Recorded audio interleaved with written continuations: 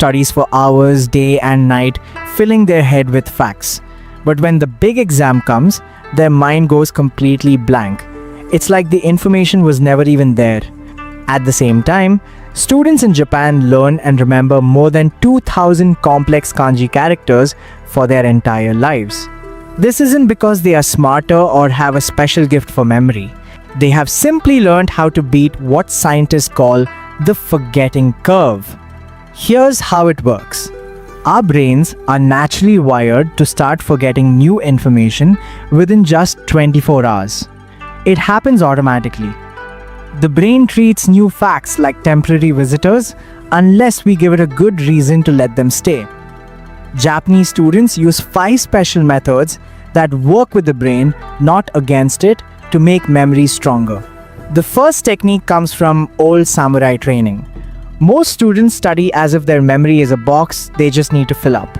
They read their notes over and over, highlight sentences, and review the same material again and again. All this information is going in, but they never practice the most important part, pulling that information back out. They focus only on input, not on output. A long time ago in Japan, young samurai warriors went on a journey called Musha Shugyo. They would leave home and travel to different towns to face new opponents and challenges. During a fight, they had no teacher to remind them what to do. They had to remember their training on their own and apply it to survive. This is the main idea behind active recall, forcing your mind to pull out information instead of just looking at it again. When you force your brain to remember something without looking at your notes, there's a small struggle. Tiny signals in your brain search for the answer. The more you do this, the stronger the connections for that memory become. In practice, this means closing your book and writing down everything you can remember on a blank page. Or you could ask a friend to quiz you. It feels hard at first, and you might get frustrated. But that struggle is the most powerful way to learn. This is the difference between an average student and a great one. Most schools teach you what to learn, but this method teaches you how to remember it. But what happens when you have too much to remember? For this, Japanese education uses something called the Kumon method. This method is so good that you can find Kumon learning centers all over the world today. The idea is simple. Learn in very small, easy steps. Instead of trying to learn 10 chapters at once, you focus on mastering just one small topic at a time. Students at Kumon often start at a very easy level. Then, the challenge slowly increases, just a little bit each day. This prevents the mind from getting overwhelmed, and the things you learn really stick. This is why students who use the Kumon method remember things for a long time and understand them well. Think of it like this. If you improve by just 1% every day, you will be 37 times better after a year. The Kumon method uses this same idea of small wins to achieve big results. It requires patience. It might take a full week to finish one chapter by focusing on one topic a day. But what you learn in that week will be remembered for years, not just for days. Now, even after you learn something in small steps, a new problem comes up. If you never look at that information again, the memory will slowly fade away, like an old photograph losing its color. Japanese students solve this with a technique that works like gardening.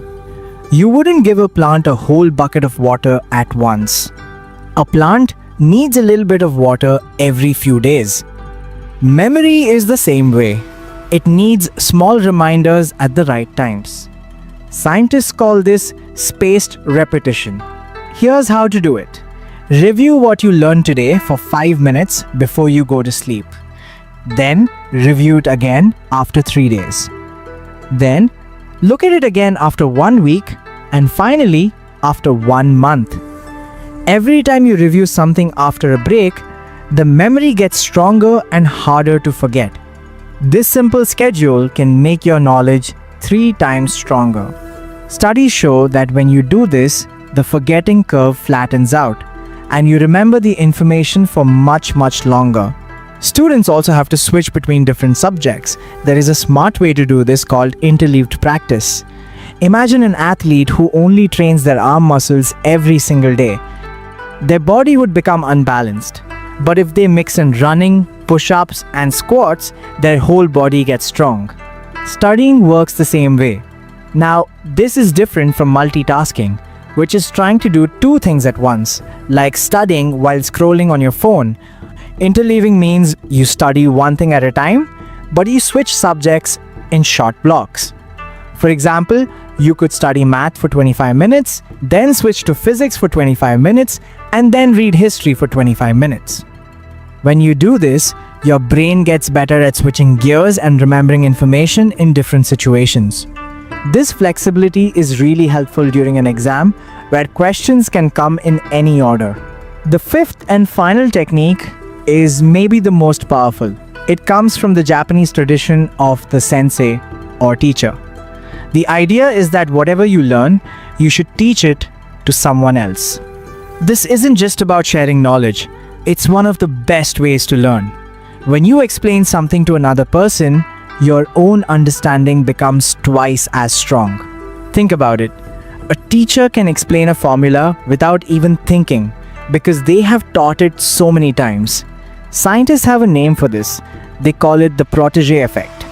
When you get ready to teach something, you naturally organize the ideas and simplify them. In that process, the information becomes locked in your own mind. You can start today.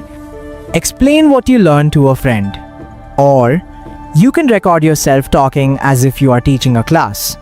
If you find a part where you get stuck or confused, you know exactly what you need to review. These 5 techniques aren't just separate tricks, they work together as a full system.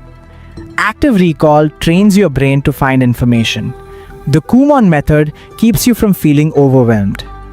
Spaced repetition fights forgetting over time. Interleaved practice makes your mind flexible, and teaching it to others makes your understanding permanent. By using them together, you can turn a normal memory into a super memory, not because of a special talent, but because you're training your brain the way